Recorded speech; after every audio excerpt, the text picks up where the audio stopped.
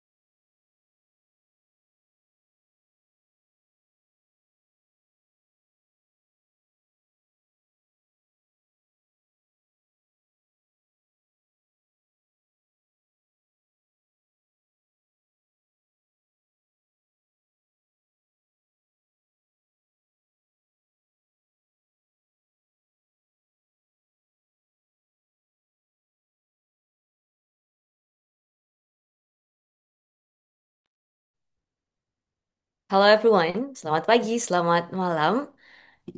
Selamat datang di acara dari Permias Nasional Warekada Mental Health for Indonesian Students in the United States with Hati Plong. Um, jadi nama saya Shakira, dan saya adalah recent graduate dari Berea College. Saya double major di Psychology dan juga Computer Science dan di bulan Agustus ini akan memulai PhD di bidang clinical psychology dan karena hari ini tema kita berkaitan dengan mental health, I'm personally very excited to be able to talk with our amazing speaker dari Hati Plong. Tapi sebelumnya ada sambutan yang akan diberikan dari pihak Permias Nasional dari Bayu. Tempat dan waktu saya persilahkan. Okay, hello everyone, and thank you so much, Shakira.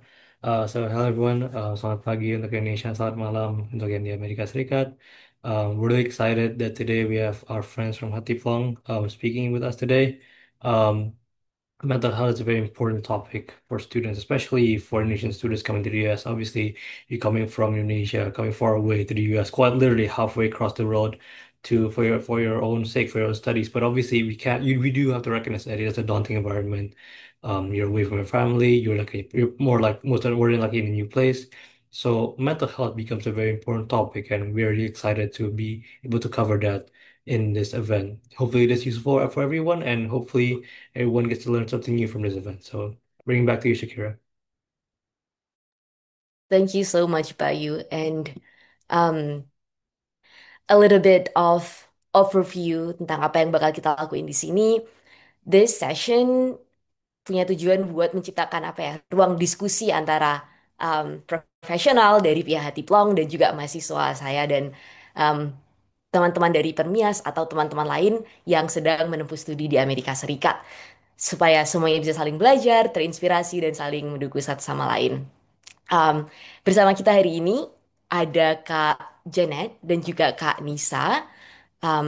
Kak Janet, silakan untuk memperkenalkan diri, nanti dilanjut oleh Kak Nisa. Sounds good. Thank you Shakira dan thank you juga Bayu untuk maksudnya thank you juga untuk Pernias Nasional gitu kan udah ada di sana untuk students. So very happy to be here. My name is Jeanette and aku lahir dan besar di Jakarta sebenarnya tapi lalu kuliah dan studi ke US like Bayu said halfway across the world. Everything is so different here so it felt very daunting gitu kan but we made it. Kuliah S1 di sini lalu lanjut ke S2 di sini dan sekarang jadi kerja dan menetap di sini. Tapi nggak jauh-jauh juga, balik yang tadi kita bicarakan juga, pingin juga punya kontribusi, balik lagi ke Jakarta, gitu kan kontribusi pingin ada di sana. Makanya kita mendirikan Hati Plong, gitu. Dan di Hati Plong ini, kita visi misinya untuk reach out to everyone who needs it, including Indonesians who are not in Indonesia right now, because there are still Indonesians too, right? So very happy to be here, very excited for the opportunities. Ada juga di sini ada juga Nisa. Silahkan Nisa kalau mau memperkenalkan diri. Halo everyone, thank you Shakira dan juga Bayu dan juga Permias Nasional sudah percaya juga sama Hati Plong untuk bisa sharing session ya. Untuk today hari ini kita mau sharing sessions meskipun di sana udah malam gitu ya. Terima kasih juga untuk antusiasnya untuk bisa mungkin kita discuss bareng dan mungkin nanti teman-teman lainnya yang belum bisa bergabung di webinar kita hari ini juga bisa akses juga from YouTube ya. Saya kira ya, jadi kita bisa mungkin jadi support system satu sama lain, mungkin bisa dapat insight juga dari webinar ini. Oke. Aku Nisa, I'm a clinical psychologist di Hati Plong. Sejauh ini aku sudah berpraktik mungkin more or less sekitar 3 tahunan ya, 3 tahunan. Aku praktik 3 tahunan, handle berbagai macam of various case gitu ya, kasusnya macam-macam dan mungkin ada beberapa juga yang pernah aku handle. Ini lucunya adalah yang mau berangkat ke US, and then yang masih di US pun juga pernah ada yang mungkin jadi klien aku gitu ya sharing juga tentang gimana caranya mereka bisa handle di kondisi yang lagi uncertain ini gitu ya. Tapi memang di dalam kehidupan emang isinya uncertain semua sih. The only certain is uncertainty ya sebenarnya ya. Jadi excited banget untuk bisa mungkin kita bisa sharing session di acara di malam hari ini. Mungkin itu that's all. Thank you Thank you Shakira. so much. Absolutely. Thank you so much for the short introduction. I have a couple of questions buat apa ya? Icebreaker, pertanyaan ringan dulu aja. Buat Kak Jana dan juga Kak Nisa. Apa sih yang ngebuat Kak Jana dan Kak Nisa tertarik sama kesehatan mental? That's good. Do I start atau Nisa mau start? Boleh, Bu Janet nggak apa-apa, it's okay. Ah, oke. Boleh Bu Janet nggak apa-apa, it's okay. Oke, sounds good. Kalau saya sendiri, mungkin dari lahir di Jakarta sampai besar di Jakarta, sering dengar tentang kesehatan mental, tapi nggak benar-benar tahu apa itu kesehatan mental gitu kan. Dan mungkin juga karena generasi sebelumnya juga, jadi mungkin kurang kurang ngeh gitu. Tapi begitu sampai di US waktu itu, pas pertama sebenarnya apa sih? Register sebagai psychology student. Kenapa pingin psychology? Karena I just really like human relations gitu kan. Sebenarnya pingin tahu apa sih di belakang human brains gitu kan? Kenapa sih why do we do what we do? Kenapa kita bisa jadi satu society seperti ini? Secara individual itu ada apa dan juga secara makronya tuh ada apa gitu kan? So I came to the US, did psychology for my undergrad, with a focus actually in child development. Tadinya itu pinginnya di sana gitu. But then I work afterward for a little bit. I work with children and teenagers at that time actually. And then I found out I can't work with children. It's a lot gitu kan. Apalagi di dalam mental health bukannya apa ya, bukannya nggak senang bekerja dengan mereka, but emotionally it was a lot gitu. So I switched direction. I like teenagers, I like adults. Then I found out, I heard dari my advisor waktu kuliah itu, there is a thing in the US called marriage and family therapy. Di Indonesia mungkin belum terlalu banyak gitu kan ya. So I was very interested in that. It aligned with my values. So that's where I went for my master's. Lalu setelah itu bekerja juga di sini dan terekspos ke traumatic experiences. And now I just focus on that gitu kan. Sekarang aku praktek sendiri. Tadinya itu juga kerja di sini di klinik. Lalu sekarang fokus kerja private practice di sini. Fokusnya itu di trauma. Karena generasi ini kita banyak banget traumanya gitu kan. Ya. So it started with just an interest about why we do what we do. Lalu dengan kayak life flow kali ya, I was exposed to a few different things and that's where I am now. Wow, what a long journey, but very interesting one. Kalau Kak Nisa gimana nih? Iya, Bu Jana long journey ya. Dan specialty-nya Bu Jana tuh very specific loh. Jadi field-nya oke banget Bu Jana. Oke, oke. Mungkin kalau dari aku ya, my interest in mental health actually started when I was younger. Nggak younger sih sebenarnya, waktu aku SMP mau ke SMA gitu ya. I used to love reading self-help books from Hmm. those little bookshops. Jadi aku sering banget dulu ke toko-toko buku atau enggak mungkin aku dulu kayak masih ke Kinokuniya atau kalau aku lagi traveling abroad aku pasti selalu cari hidden gems big shops yang aku bisa datengin dan aku selalu cari di sectionnya itu self help books gitu. Nah Hmm. dulu aku yang ngebuat aku jadi interest with mental health adalah aku baca Chicken Soup for the Soul. Pernah tahu nggak? Ya. Itu sangat generasi tua banget ya Chicken Soup itu. Aku nggak tahu kalau misalnya generasi sekarang apakah masih tahu Chicken Soup for the Soul? Itu ada seriesnya. Dan baca itu kayak open up my eyes to know how powerful stories, empathy, and juga emotional healing can be gitu. Karena kan aku dengar cerita orang-orang di situ ya, mereka kayak per the stories, maksudnya mereka cerita tentang pengalamannya juga, bahkan sampai gimana mereka bisa grow juga dari kondisi mereka. Itu kan sebenarnya kayak open up question gitu, apa sih open end question ya di buku itu ya gitu. Mhm. Since then, I've always been curious about the mind, emotions, and how people grow through challenges juga. Dan jadi seneng karena aku jadi suka diajak teman-temanku untuk sharing dan curhat. Jadi aku kayak dapat trust dari mereka. And then aku akhirnya pilih psychology. Jadi itu sebenarnya dari small Asik. things that I do back then gitu. Dan akhirnya itu jadi my passion sampai sekarang. Gitu. Wah, menarik banget nih. So I have another question for both of you, Kak Janet dan Kak Nisa. Kak Janet, you say that you studied in the United States, and Kak Nisa, you say that you had a couple of Indonesian students who study abroad or was going to study abroad, and you were there helping them through the process and um, those kind of thing. I'm curious dari mungkin Kak Janet dulu nih, dari pengalaman Kak Janet, what types of academic situation that might have the greatest impact on Indonesian students or students in general um, di United States? Hmm, Sounds good. Mungkin kalau misalnya tentang akademis, I can share a little bit about my own thing. Tapi my Mhm. own thing itu kan sekitar a decade ago, about like 10-15 years ago gitu kan, waktu saya study di sini waktu pertama kali. So Shakira, feel free juga to share about your experience, dan Nisa nanti feel free juga to add to this gitu kan. Mungkin kita berbeda pengalamannya, tapi one thing that I experience itu a lack of support system gitu kan. Mungkin ada teman-teman di sini waktu pertama kali datang gitu kan, pasti ada orientation for new students, kadang-kadang dibagi per major, kadang-kadang dibagi per international students atau bukan gitu kan, dan ada area-areanya, and you can find your support system there. Tapi gimana pun support system not in your home country, it feels really different gitu kan. It feels different. It's you know that you're a part of the community, but you know you're a little bit different somehow gitu kan. So it creates a little bit of a distance, it creates a little bit of a social isolation. It takes time untuk transition dan bisa settle. Jadi mungkin kalau saya di sana di apa sih situasi akademiknya lebih ke situ. Karena kalau misalnya dibilang tentang performance, I think there's something there too. You're learning something in a different language. Kecuali waktu di Jakartanya di international school, maybe you're exposed more to English, right? Tapi it's still a different environment. People speak in a different language, not just quite literally, tapi it's a different world out here.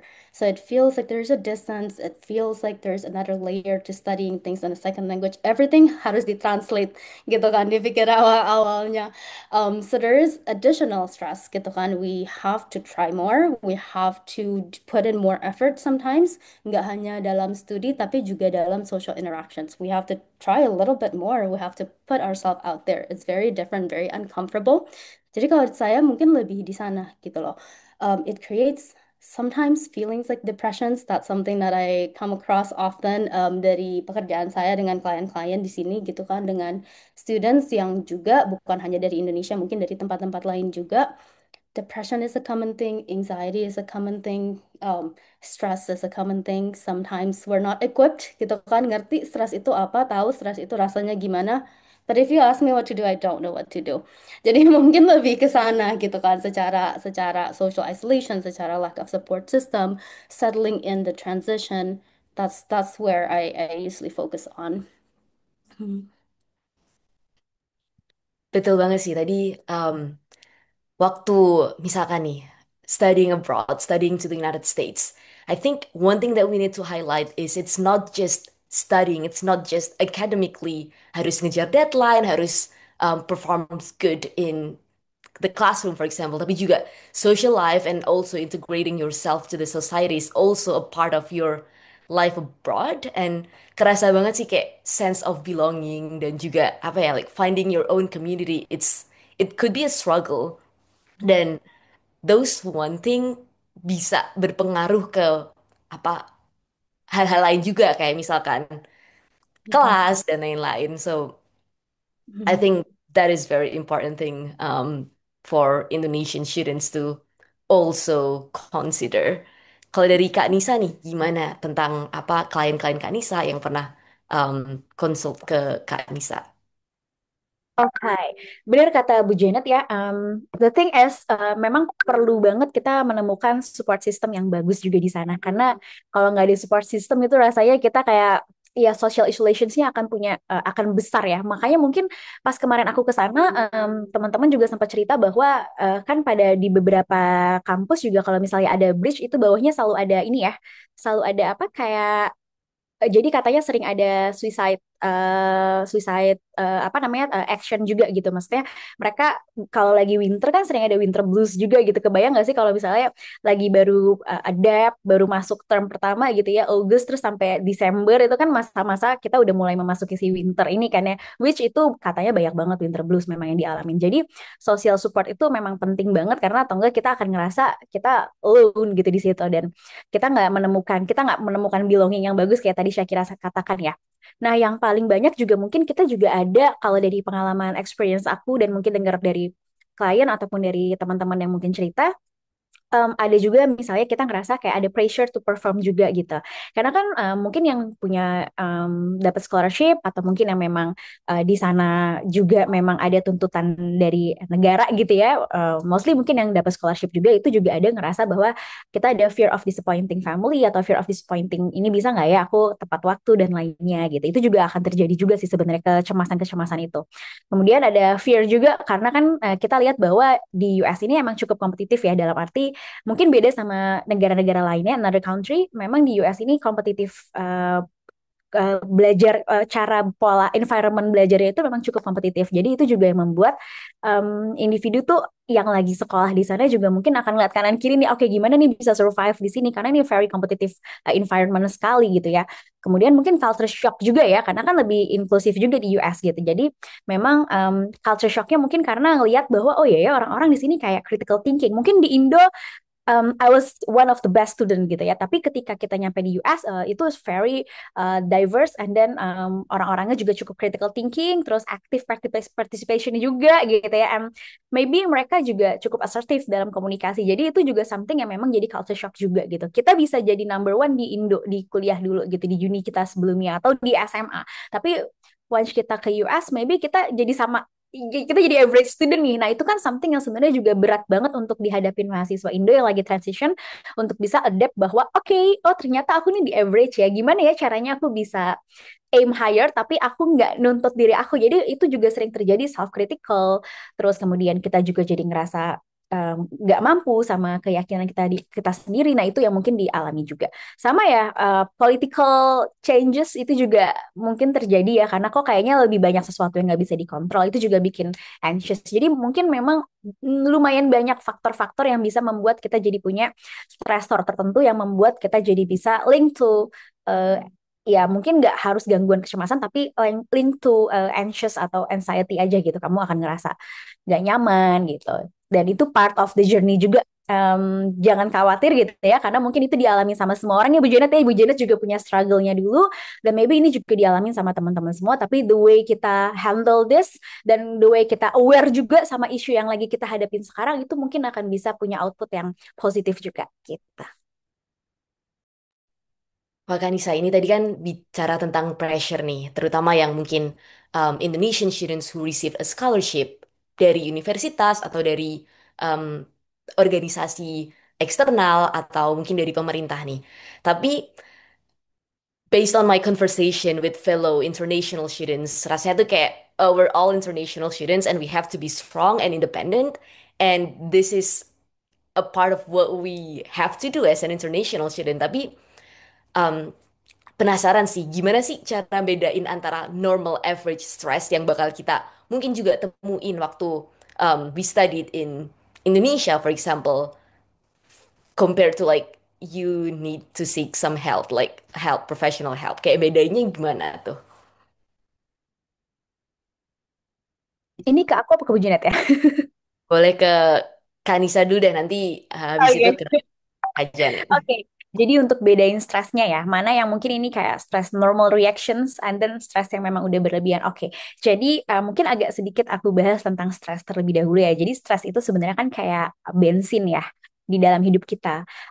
Imagine kalau kamu ngejalanin experience your life without stress at all, ini gak ada sama sekali stres, pasti kan kamu kayak bakal menjalani kehidupan ini akan mungkin kamu jadi nggak tahu ya mau ngapain, arahnya kemana gitu ya. Tapi kalau misalnya kita ada stres di kadar yang normal, itu mungkin kita akan ngerasa bahwa stres ini bisa menjadi pencetus kita untuk bisa perform higher dan bisa mungkin jadi punya productivity yang optimal gitu sebenarnya.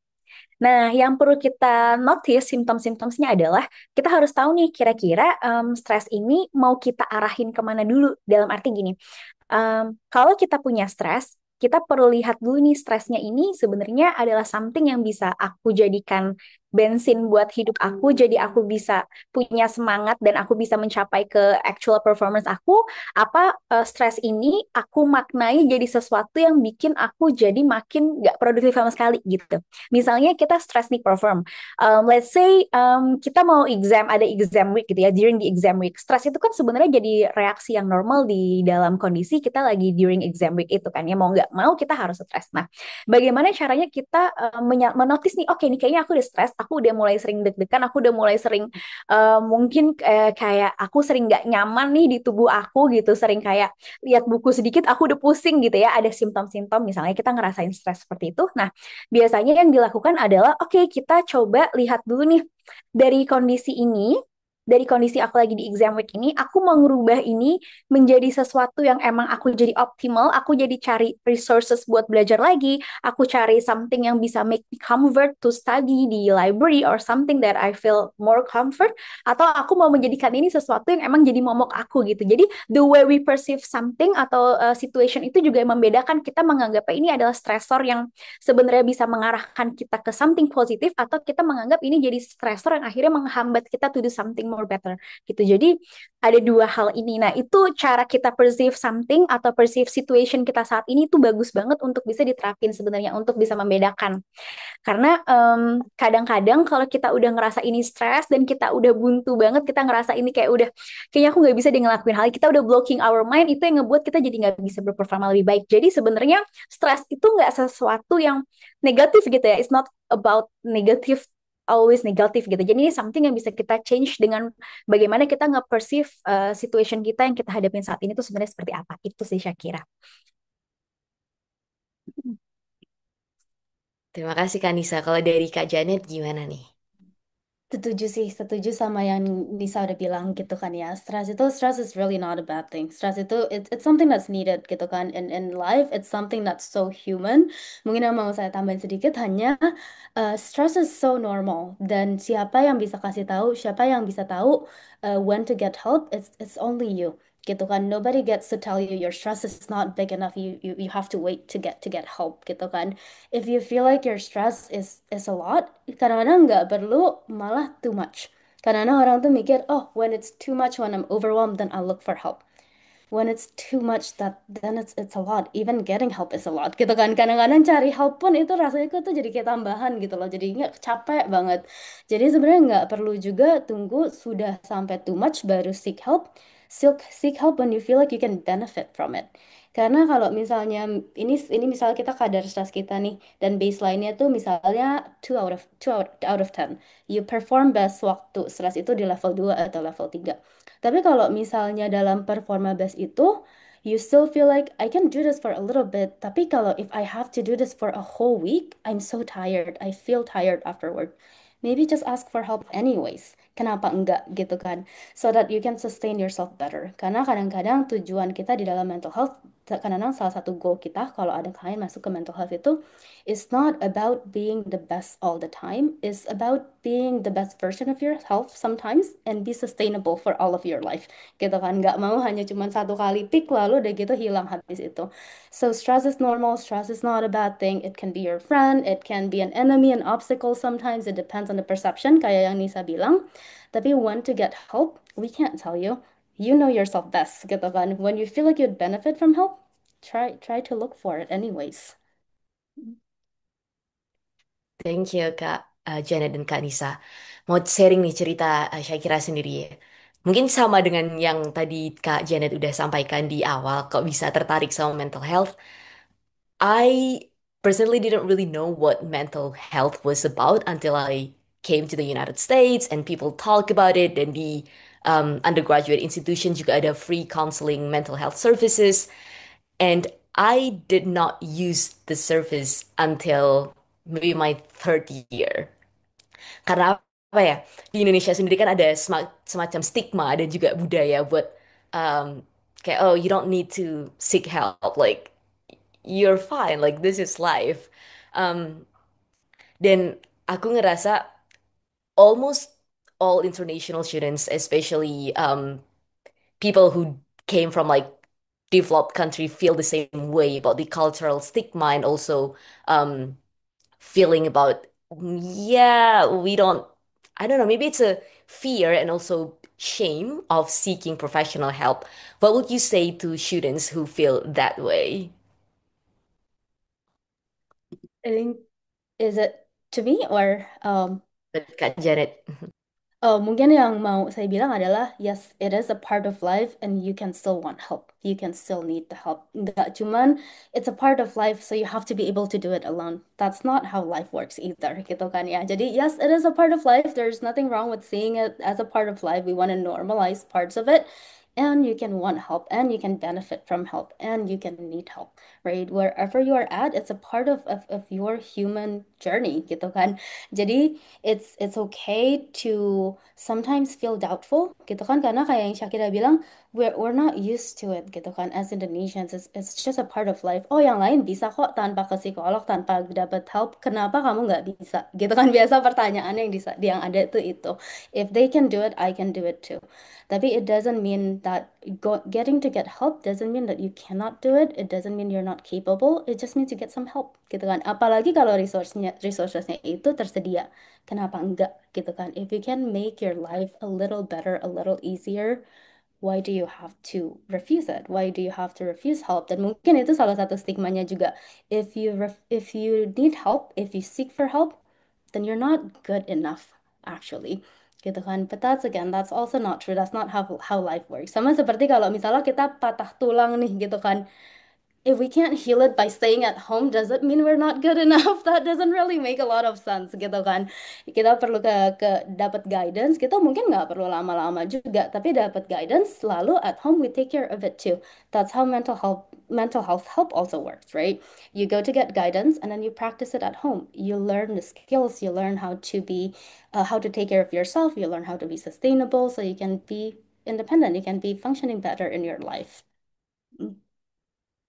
Another follow-up question. One of the thing that didn't sit right with me when I went to my first counseling session was apa ya, susah buat cari konselor yang bisa paham tentang the struggle of being Indonesian studying abroad dan kayak pola komunikasi keluarga atau expectation. Dan one of the thing that make me like second guess about like is it the right choice for me to go seek help for example itu karena kayak this does not align with my personal value. The suggestion was not good enough for me. Okay. How can students like me, for example, who might only have the resources that the campus gave us, but it's not sufficient, can do to still find a mental health support that we need? Buat Kak Janet dulu. That's good. Mungkin I also want to normalize that not every psychologist, not every therapist is going to be a good fit for you. Karena ini kan kita berbicara human connection. You can't be liked by everyone. You can't like everyone. That's just not possible in life, right? So it's okay if you don't feel like you're a good fit with your psychologist, your therapist, look for another one, right? Dan mungkin karena I've been a therapist dan I've been a client juga. Satu hal mungkin yang mau saya taruh ke depan juga adalah you should be the expert of your own life as a client gitu kan. So you should be able to or you want to have the space to share. The psychologist, the therapist, they might not know a lot about your culture, about your background gitu kan. Tapi they have to be able to give you the space to share about it so they can learn better and understand you better. Dan juga the therapist itu shouldn't make you the teacher. Karena you're an expert of your life, but it's not your job to educate them about it. Gitu kan. Jadi ada boundariesnya, ada linesnya di sana. So if you can find a different therapist, right, who can understand you better, of course, give them a chance. Give them kayak 2 3 sesi. Lihat apakah masih cocok, apakah masih bisa cocok atau enggak. Kalau nggak bisa cocok, don't feel bad about finding a different psychologist. Kayak di Hati Plong pun kalau misalnya kamu bikin sesi nih sama saya misalnya, saya nggak praktek sih di Hati Plong, tapi kalau untuk kamu bikin sesi sama saya, tapi mungkin umur kita beda terlalu jauh atau value kita beda-beda terlalu jauh karena we're still humans. I won't feel bad kalau misalnya kamu bilang, oh saya kayaknya pingin cari psikolog lain nih yang mungkin lebih cocok. Saya nyarinya tuh yang begini, begini, begini. Your psychologist should be able to give you the guidance to the right person. Gitu kan, karena it's all about you. Jadi don't feel too bad about it. You can share, but if it's still not a good connection, don't feel too bad. Look for a different therapist as well. Look for somebody who might understand your culture. Kalau misalnya terbatas, apalagi di US nih ya, karena mungkin nggak semuanya ada Hati Plong pastinya bisa reach out ke Hati Plong sekalian promosi. Tapi mungkin pilihan kedua kalau itu nggak disediakan dari kampus atau nggak ada resourcesnya, find somebody who can at least understand some part of the collective culture. Karena Indonesia itu culture yang sangat unik gitu kan ya, mungkin nggak sama dengan country-country lain, tapi ada beberapa hal kolektif yang mungkin masih bisa lebih nyambung gitu kan. So find the intersections, find as many things as possible that you could connect with. But the most important things you have to feel like the psychologist, the therapist can give you the space to actually share your narrative.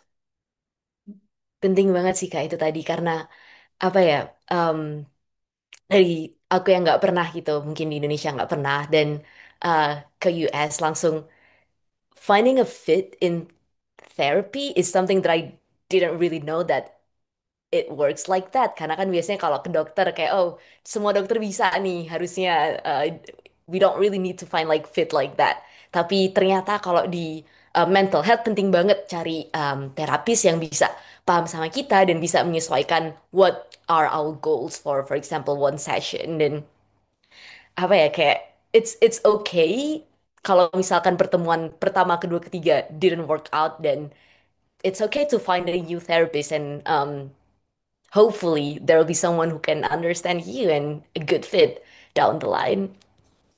Kan tadi juga kita udah bahas tentang apa ya mental health and professional health nih. Kalau misalkan things that we can do as a student ourselves to make our mental health um, baik, apa nih kira-kira kalau tips dari Kak Nisa nih sekarang? What are some tips, suggestion buat apa Indonesian students yang misal jauh dari rumah, sedang menempuh studi to keep um, our mental health like good? Oke, thank you Shakira. Jadi kalau dari aku support system itu kayaknya paling the most important thing that we have to mungkin concern ya, kayak gimana caranya kita bisa menemukan tempat atau space yang oke atau space yang fit atau mungkin lingkungan environment yang cukup baik buat kita gitu. Jadi support system itu penting banget.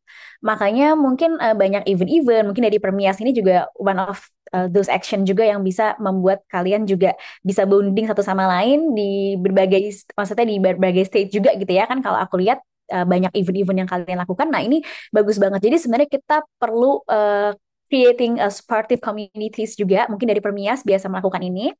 Mungkin lebih banyak kayak bisa apa yang bisa dilakukan bareng-bareng gitu ya untuk punya support system. Mungkin kita bisa attending wellness events, mungkin bisa diadain sama Permias atau mungkin bisa kalian boleh banget membangun support system yang mungkin kita satu sama lain tuh bisa hearing others share their struggles gitu dan growth-nya mereka juga bisa handle gimana dan itu bisa dengerin orang punya struggle tertentu dan juga dengerin mereka bisa growth itu juga can also make a big difference juga di dalam kehidupan kalian pas menjadi student di sana. Jadi support system itu penting banget. Cari lingkungan yang bisa nge-support kamu, cari lingkungan yang bisa giving impact dan sama-sama share your vulnerability gitu.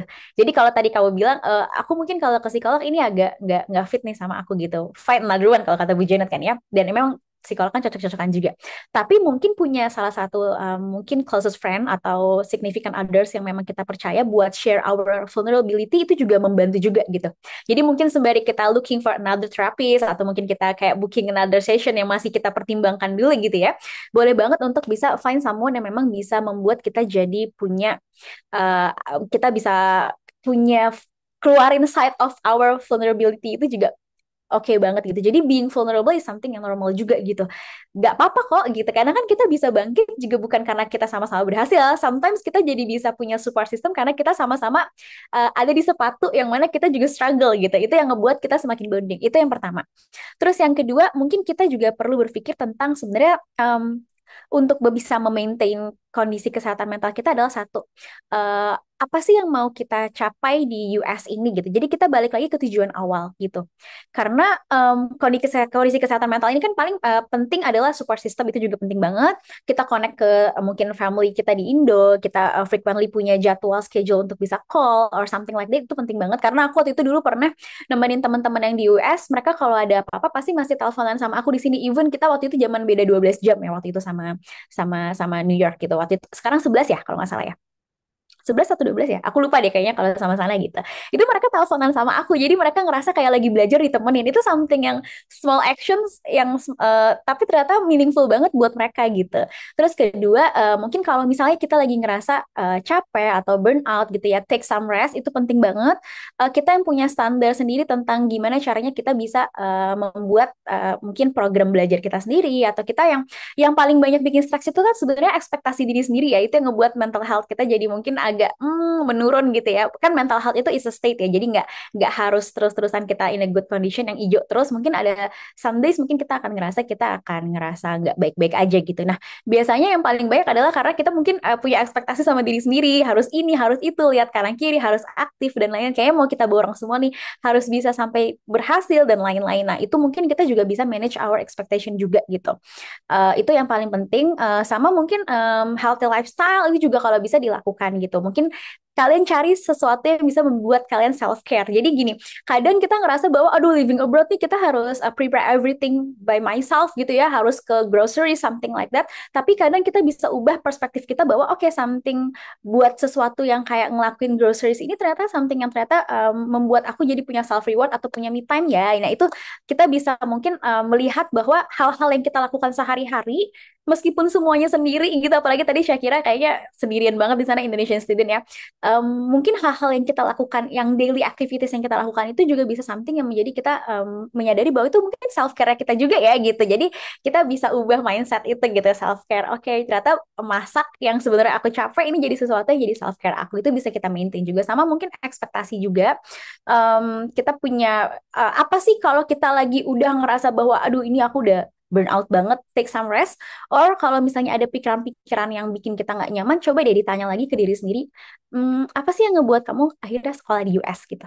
Jadi biasanya kalau motivasinya lagi turun atau lagi nggak, lagi misalnya lagi ngerasa mungkin agak-agak stres karena lagi exam week dan lain-lain, mungkin untuk bisa ngebangun kita jadi lebih balance lagi dan jadi bisa lebih produktif lagi adalah mungkin kita tanya juga ke diri kita, apa sih tujuan kita bisa sampai di sini? Karena untuk bisa kuliah ke US itu it's not something that easy ya. Maksudnya kamu pasti ngelewatin a lot of process, a lot of adaptasi dan shifting dan lainnya gitu ya. Effortnya nggak cuma tentang bagaimana kamu bisa accepted di uni itu, tapi kan bagaimana kamu juga punya resiliensi atau punya kekuatan dalam diri kamu yang akhirnya membuat kamu jadi ke US. Jadi kadang kalau udah lagi mungkin ngerasa down atau ngerasa nggak nyaman, coba tanya ke diri sendiri gitu ya, apa sih yang ngebuat kamu ada di sini? Kenapa sih kamu pilih di US? Nah, itu yang akhirnya ngebangun lagi mungkin semangat kamu. Tapi jangan lupa self care is a must. Terus habis itu finding a support system itu juga harus banget gitu ya. Dan mungkin ya jangan sampai kita terhambat untuk bisa seeking help profesional itu. Karena online juga bisa ya, di Hati juga kita bisa, dan it's okay dengan perbedaan waktu, karena klien-klien aku juga banyak yang di luar negeri juga, student juga di Europe. Kalau nggak salah, aku US belum pernah, tapi ada yang di Eropa juga beberapa. Dan itu nggak masalah juga buat kita konsultasi by online juga gitu, if needed gitu. Itu sih Syakira.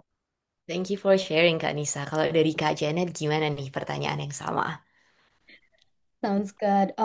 Setuju sama yang Nisa bilang gitu kan. Healthy lifestyle is really important gitu kan. The brain is not gonna feel good kalau the body doesn't feel good, and vice versa gitu kan. Both we have to take care. Jadi a part of our lifestyle itu is mental, emotional, a part is physical juga gitu kan. Have a routine. Karena rutin itu sesuatu yang kita bisa kontrol. Jadi student di US seperti yang tadi Shakira bilang, yang Nisa juga bilang, a part of it we can't really control, masalah imigrasi, lalu masalah culture, masalah weather. Di sini kadang-kadang summernya panjang banget. Apa sih, sunnya tuh panjang, mataharinya panjang banget sampai jam 9 pun masih terang. Ntar terus tiba-tiba dia berubah, lalu jam 4 sore sudah gelap. Gitu kan, itu kan stres ya badannya. So we have to take care of our physical health juga, punya rutin, apakah itu movement, apakah itu stretching, whatever it is, take care of your physical body, take care of your brain gitu kan. Seperti yang Nisa bilang, punya rutin, punya trik-trik sendiri. Maybe something to add juga adalah create meanings kalau untuk saya gitu kan. Create your own meanings. Kalau misalnya you do something, focus on doing meaningful things. Kalau misalnya you have social interaction, focus on doing engaging in meaningful connections. Nggak hanya koneksi-koneksi yang, oh asal yang penting ngobrol deh, asal yang penting diterima deh, gitu kan. Have meaningful things, have time for meaningful things gitu kan. Focus and prioritize the meaningful things. And when you need to, just have the time. Kalau untuk saya, have the time for a cup of tea.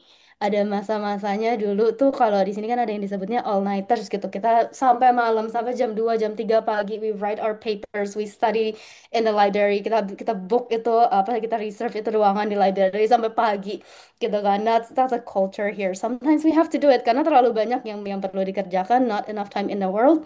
We have to do what we do sometimes gitu kan. Tapi have the time for a cup of tea. Apakah itu tengah malam? Apakah itu kalau tengah malam minumnya yang di cafe aja, jangan yang ada kafeinnya gitu kan biar bisa tidur karena healthy lifestyle balik lagi. Tapi always have time for something that's meaningful for you.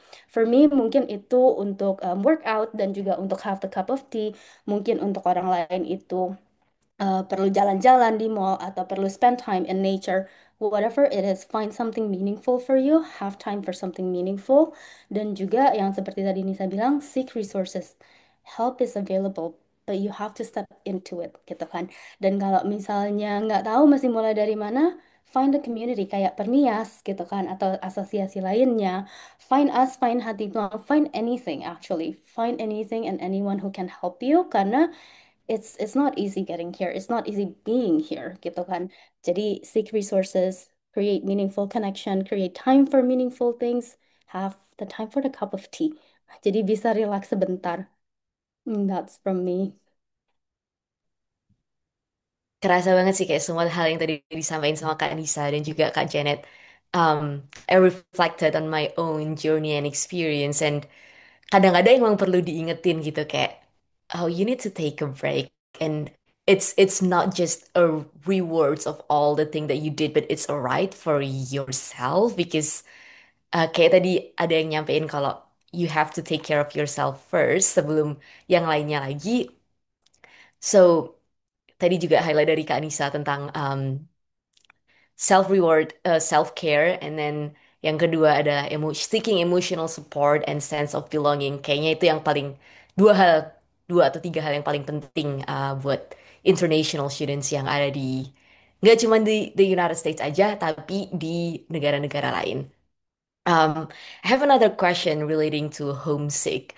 Kalau dari pengalaman dari Kak Janet yang udah pernah apa ya, like studied abroad, and also Kanisa, like how can we best cope with homesick, especially right now, flight ticket is very expensive and it's hard to be able to go home whenever we want to. Um, Kak Janet, what was your tips or trick and maybe suggestion that you have and can share to other Indonesian students? Technology is our savior untuk itu, gitu kan. Zoom and Skype and chat. I was very lucky waktu when I first came here, my best friend juga kesini, walaupun berbeda kota dan jauh gitu. Dia ada di LA dan sampai sekarang masih di LA. But keep that connection, gitu kan. I think I go back to make meaningful connection.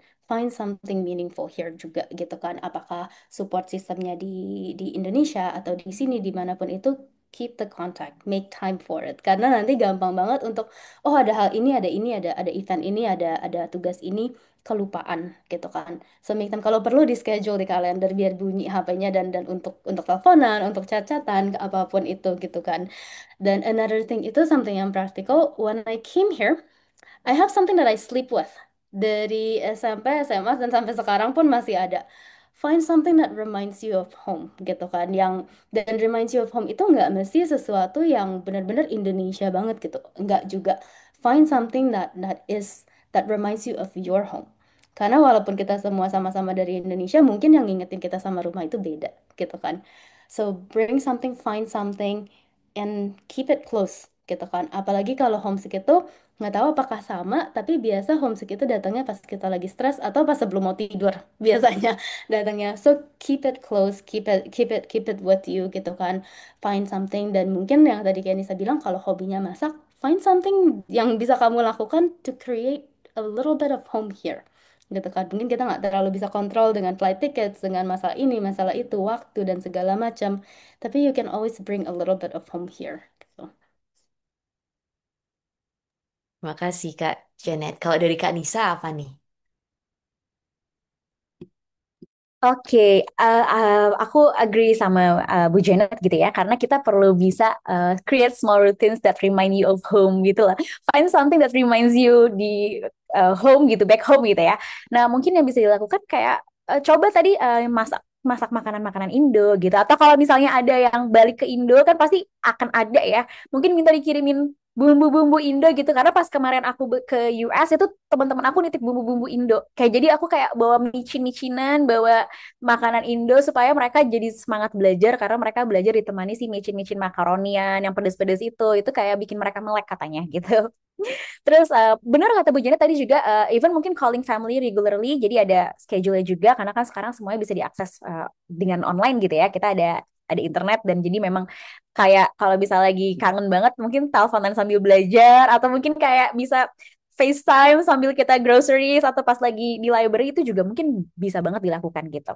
Sama mungkin balance your connection with your home culture and exploring the new one juga gitu. Jadi finding local Indonesian communities kayak Permias ini atau or joining student groups can give a sense of belonging juga gitu. But also try to stay open to making new friends and experience in the US juga gitu. Itu paling penting banget. Jadi emang find something yang bisa ngebuat kita comfort kayak lagi di rumah gitu ya, makan makanan, terus dengerin lagu Indo gitu. Mungkin itu sesimpel itu tapi ngobatin rasa kangen juga gitu sebenarnya. Um, Kemudian biasanya juga mungkin yang bisa dilakukan adalah kalau lagi homesick banget, selain tadi kita find something yang bisa mengingatkan that reminds us dari of home gitu ya, yang bisa dilakukan juga mungkin kita bisa journal your feelings juga gitu. Jadi kayak writing about your emotions itu bisa ngebuat kamu juga understand and process juga tentang what you are going through juga gitu. Dan yang bisa kamu lakukan juga stay active and engage gitu ya. Karena sometimes homesickness itu kan juga can grow stronger when we isolate ourselves juga gitu. Jadi kalau makin kita ngehindar dari lingkungan sosial atau nggak aktif itu bisa grow stronger ya perasaannya gitu. Jadi mungkin bisa joining clubs atau volunteering or just exploring your campus itu mungkin bisa help kamu untuk create a sense of purpose and connection juga gitu sebenarnya. Gitu. Dan mungkin lastly yang bisa aku sampaikan kalau lagi homesick gitu ya, just be kind to yourself gitu. Karena adjusting takes time. Dan yang namanya homesick itu feelingnya datang dan pergi ya gitu. Even though udah biasa di luar negeri, udah lama kamu tinggal di sana gitu ya, udah for years gitu ya, tetap homesick itu akan ada gitu. Dan ya itu tadi mungkin talking to a counselor or peer support group itu juga akan bisa really helpful buat kamu gitu. Jadi it's not a sign of weakness juga, tapi but a smart way to care for your own well-being juga gitu sebenarnya. Itu yang aku mau sampaikan tambahannya dari Bu Janet. Thank you Kak Anissa. Wah, banyak banget nih yang aku pelajari hari ini. Tadi kan juga sempat di um, apa namanya, both Kak Anissa dan juga Kak Janet bilang kayak um, Permias bisa mungkin ngadain apa ya kayak wellness activities dan etc. Tapi untuk relating to that, kan di mungkin sekolah-sekolah yang lebih besar lain nih ada nih um, Permias chapter dan juga mungkin um, apa ya kayak International Student Association yang sama-sama mengumpulkan international student dari negara-negara lain. So like we have the same and similar struggle.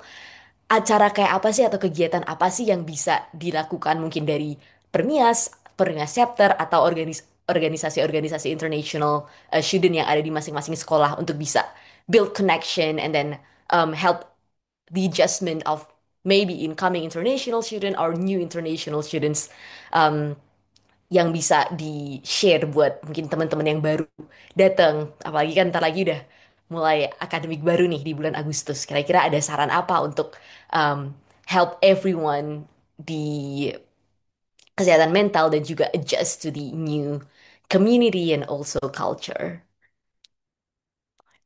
Kak Jana dulu aja nih. Oke. Mungkin a few things yang I found beneficial waktu awal-awal. Walaupun dulu kampus aku itu nggak banyak orang Indonesianya tuh kayaknya selain aku ada 2 orang lagi atau 1 orang lagi gitu. No, it's not too big gitu kan. Tapi ada dari International Student Association-nya gitu kan ada acara. The first thing itu adalah social events gitu kan. Fokusnya adalah ya kita ngobrol-ngobrol, we mingle gitu kan. Jadi kita saling ngobrol, saling kenal, cari yang cocok gitu. Fokusnya usually it centers around food gitu kan. Dan itu kan salah satu cara kita ngobatin kangen gitu. Jadi kalau misalnya Permias bisa bawa-bawa makanan, I think that's going to be famous and popular gitu kan. Pasti banyak yang suka juga. I think focusing on something that you can relate, something that's shared gitu kan. Karena kan walaupun balik lagi kita mungkin householdnya setiap household tuh berbeda. Home itu apa sih, makanan yang kita makan itu apa sih? Tapi ada hal-hal yang mengikat gitu kan. Apakah di sini tuh aku senang banget Pak kalau ketemu teh botol. Nggak tahu kenapa setiap ketemu teh botol rasanya tuh langsung ceria gitu, moodnya langsung berubah. So have something that reminds you of childhood, reminds you of home gitu kan. Fokus di sana, lalu udah gitu ya space-nya dijadikan untuk saling sosialisasi, saling koneksi. Lalu mungkin bisa fokus ke aktivitas-aktivitas. Apakah itu lari bersama, apakah itu masak bersama. Find something that's not just studying gitu. Karena you spend enough time studying, I trust that gitu kan. Jadi nggak mungkin nggak perlu ditambah di sana. Tapi kalaupun mau bikin study group, that also works out gitu kan. Another thing that I found helpful itu mungkin bukan support group. Kalau support group mungkin rasanya agak berat gitu kan. Tapi just a circle of connection. Find a smaller group gitu kan. Mungkin bisa dibagi ke smaller group. Nggak hanya acara-acara besar. Tapi acara yang semua dibagi jadi smaller group. Lalu di dalam smaller group itu mereka bisa pilih sendiri topiknya. Mau ngobrolin ini, mau ngobrolin itu. Jadi lebih relevan untuk anak-anak, untuk student-student di dalam grup itu. Dan bisa, apa ya, bisa reach out to so many different things all at once juga.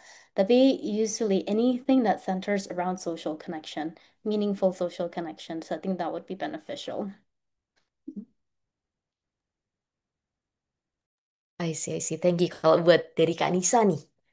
Oke, aku juga agree banget sama Bu Janet ya, karena memang kita gimana caranya membuat sharing circle atau social connection yang meaningful gitu. Nah, yang mungkin dilakukan itu nggak harus support group, betul kata Bu Janet. Jadi mungkin kita a safe space aja gitu. Gimana caranya kita mungkin kalau tadi Shakira cerita bahwa, oke ini ada new student coming up nih ke depannya gitu ya, karena kan mereka ini udah Juni ya, berarti August kan mungkin masuk ya.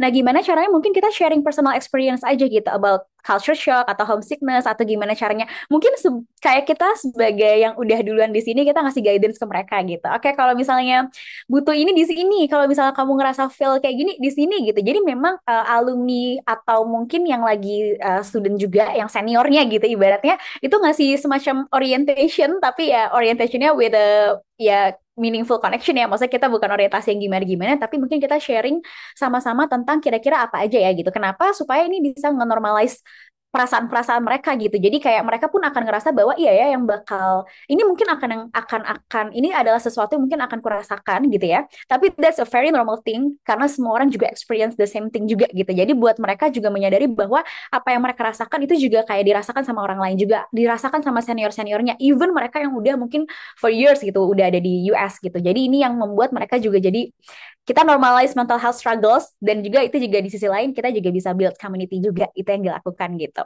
Kemudian mungkin yang dilakukan juga ya yang paling penting informal gathering sih sebenarnya gitu ya. Kayak tadi mungkin sama-sama minum ngobrol sambil minum teh botol gitu atau bawa sesuatu snacks yang reminds kita ke home gitu ya.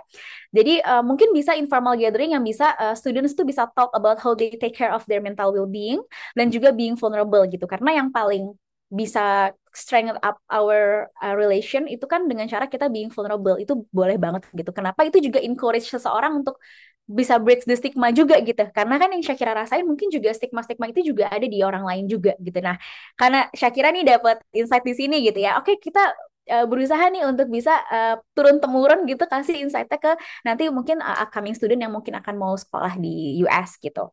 Mungkin sama kalau misalnya di sana kan resourcesnya cukup banyak juga gitu ya. Mungkin bikin activity yang mungkin kayak ekspresif, sorry kok, expressing emotion gitu ya. Mungkin kayak bikin workshop kecil-kecilan, kayak misalnya drawing atau art something yang sesuatu yang mungkin berbau art gitu ya. Bisa buat explore emotions around identity, transition, and juga belonging juga gitu. Jadi kayak mungkin sesuatu yang berbentuk art itu juga bisa ngebantu teman-teman buat express what's hard to say in words juga gitu sebenarnya. Kan activity itu nggak harus ada psikolognya atau nggak harus ada siapanya. Itu cuman buat express your emotions dengan cara lain aja gitu. Karena mungkin activity kan kalian banyak ya pasti activity bisa jalan-jalan bareng atau mungkin bisa banyak yang bisa kalian lakukan. Jadi mungkin selain belajar atau selain ngomongin tentang perkuliahan, coba mungkin bikin sesuatu art activities for healing aja gitu. Nggak perlu ada psikolognya, nggak perlu ada yang jago art terapi, enggak. Cuman butuh ya mungkin kayak butuh alat-alat apa buat menggambar, mewarnai atau journaling dan dilakukan sama-sama itu udah oke banget gitu. Jadi express your emotions aja. Itu sih mungkin kalau dari aku, Syakira, that's all. Thank you so much. Wow, that's such an interesting discussion that we have today. And before we wrap up, I'd love to ask you one last question. Nanti pertanyaannya beda buat Kak Nisa dan juga Kak Janet. Buat Kak Janet dulu nih. If you could give one piece of advice to your younger self, maybe you were just starting your study abroad, what advice would that be? I think the first thing I would say is be patient. Things has its process gitu kan. Karena mungkin waktu pertama kali ke sini mungkin juga belum terlalu ngerti mental health dan lain-lain gitu kan, masih awal banget. Everything feels like it's such a task. Oh ya, harus bisa begini, harus bisa begitu. Udah nyampe sini nih, nggak bisa nih yang pokoknya yang tiba-tiba tuh homesick terus udah gitu mau pulang gitu. You can't feel any of those things gitu kan. Jadi mungkin satu hal, if I could meet my younger self back then, is just be patient. Things will take its course. There is a process for everything. Trust yourself a little bit more gitu kan.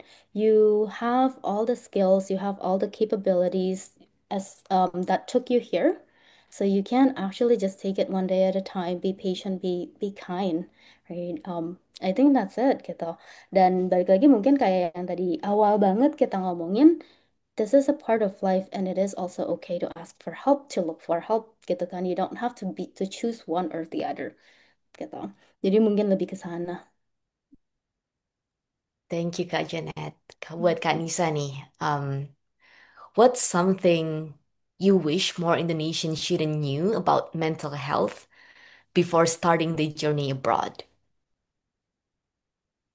Oke, jadi kalau for me ya, kita perlu ada persiapan sih sebenarnya. Jadi kayak preparing dulu. Jadi before the journey abroad, kita perlu preparing dulu. Kira-kira mungkin sebenarnya kan kita nggak bisa menerka masa masa depan ya. Ya, kita nggak bisa tahu nih apa yang bakal dirasain gitu. Tapi mungkin yang perlu dilakukan adalah persiapan mental gitu.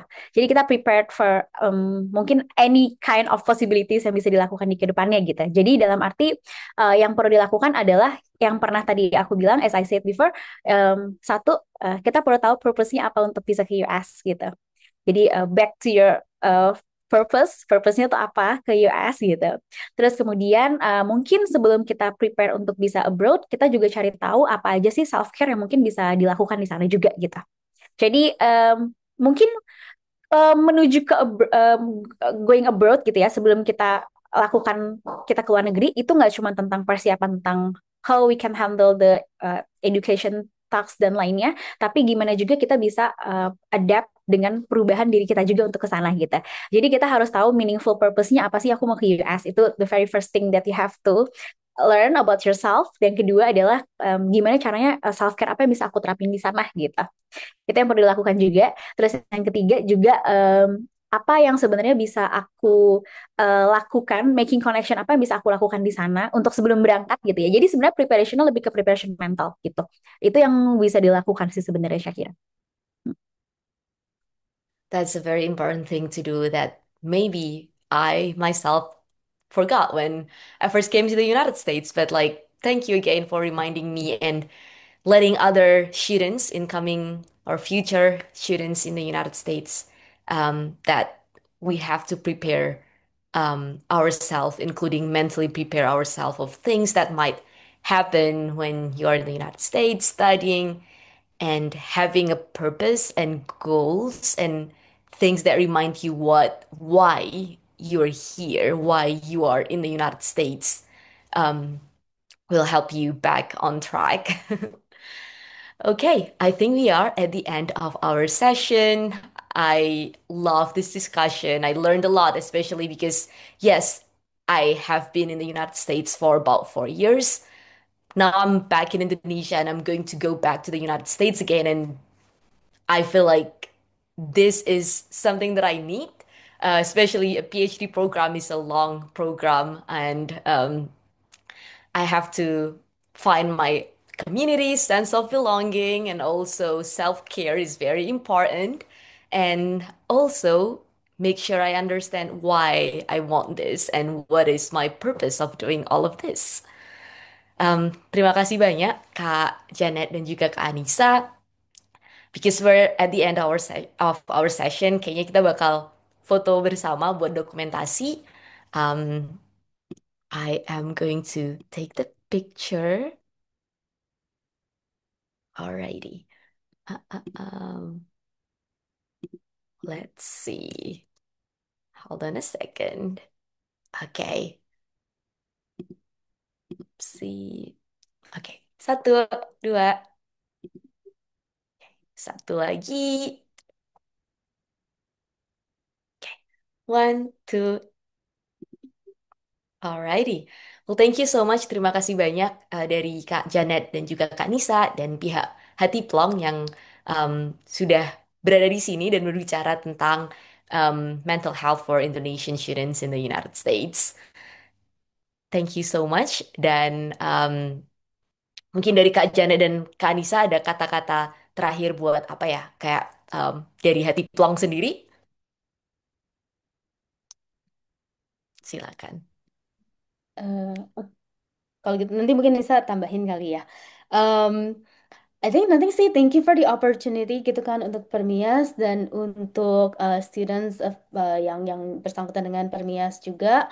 I'm here. Hati Plong is always here for you gitu kan karena Hati Plong dan Permias juga punya partnership sekarang. Maksudnya kita bekerja sama untuk sama-sama try our best to be here for all the students gitu kan. So always reach out. I'm here.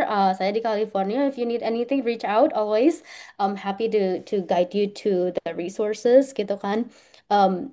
Yeah, I think it's you're here kalau you're here or if you're coming here right now it's also time of a lot of uncertainty sekarang lagi banyak yang nggak bisa kita kontrol gitu kan so maybe it's more stress than before, more stress than usual. Know that it's okay to feel stressed, know that it's okay to ask for help gitu kan, but you have to reach out sometimes and maybe even if you're not sure you need help or not, reach out anyways and see if you want to benefit, if you can benefit from it, right? Maybe use it as a check-in, see what can be helpful. But yeah, I think kita ada bekerja sama, jadi ada diskon khusus gitu untuk students Indonesian students di US. So use it gitu kan, karena that's something that we think is important gitu. Community support is really important. Support system is important. If you need time to find your foundation here, use us as help. Use us as your support. We're here to support you. Thank you Kak Janet. Kak Nisa, ada yang mau nambahin nggak nih? Oke, aku setuju banget. Jadi kita ada kerjasama ya Bu Janet ya. Jadi it's okay to feel mungkin kalau misalnya nanti ada kayak perasaan gak nyaman atau feel uncomfortable gitu ya. Boleh banget untuk reach out ke Hati Plong juga karena kita juga biasa kok misalnya bisa mengadakan konsultasi juga by online juga dengan perbedaan waktu karena aku rasa bisa gitu sebenarnya. Dan mungkin sebelum kita akhiri gitu ya, mungkin aku pengen wrap up juga sedikit gitu ya, pengen ngasih reminder juga buat teman-teman yang mau upcoming student atau mungkin yang lagi di US gitu ya. Aku pengen remind bahwa kalian semua incredibly brave for being here, mau ke US ataupun yang lagi stay di US gitu ya, far from home. Mungkin juga kalian navigating a new culture, language, and life gitu ya. Please remember that it's okay to struggle sometimes. Reaching out for help is not a weakness dan itu adalah suatu tindakan bahwa kita tuh punya courage dan juga kita mulai aware juga untuk taking care of yourself gitu. Jangan lupa untuk stay connected with yourself, with others, with your roots juga jangan lupa gitu ya. Celebrate small wins, allow space for growth and know that you are not alone in this journey juga gitu. Yang paling penting adalah take things one step at a time juga gitu ya, one day at a time. And if ever you feel lost nanti di kemudian hari gitu ya, namanya juga dinamika kehidupan ya. Please remind yourself that you are not starting from zero, kalian juga starting from experience. Jadi mungkin pesan kami adalah take care of yourself dan kita di sini we are here for you anytime kalian ngerasa mungkin nggak nyaman atau mungkin ada hal-hal yang mungkin kalian pengen share dalam bentuk konsultasi itu kita ada di sini kita. Take care ya, teman-teman semuanya. Thank you again, Kak Janet dan juga Kak Nisa, for such thoughtful and honest conversation. I'm sure I can relate to what the conversation that we had today, and other students will be able to relate to this conversation as well. And um, on behalf of Pernias Nasional and the Warekada team, thank you for everyone who is here. And also, don't forget that this session will be available in our YouTube channel as a part of the Warekada podcast series. And feel free to share it to your friends who couldn't make it to today's session. And terima kasih dan sampai jumpa di sesi Warikada selanjutnya. Thank you, Shakira, Bayu. Thank you, Bu Janet. Absolutely. Thank you semuanya.